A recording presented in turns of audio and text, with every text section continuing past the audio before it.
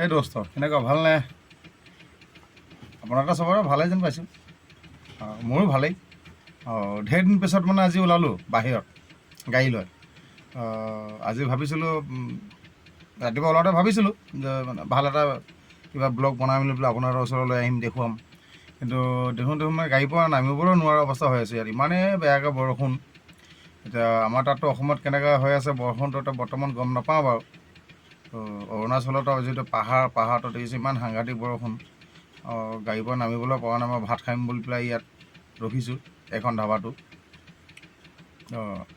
চাই লওক ধাবাটো। এতিয়ালৈকে মানে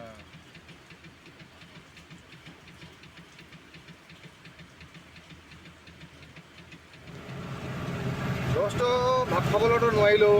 এতিয়া কি কৰিম আৰু, লাহেকৈ ওলালোঁ আৰু গাড়ীৰ পৰা নামিবলৈ নোৱাৰা হৈছোঁ।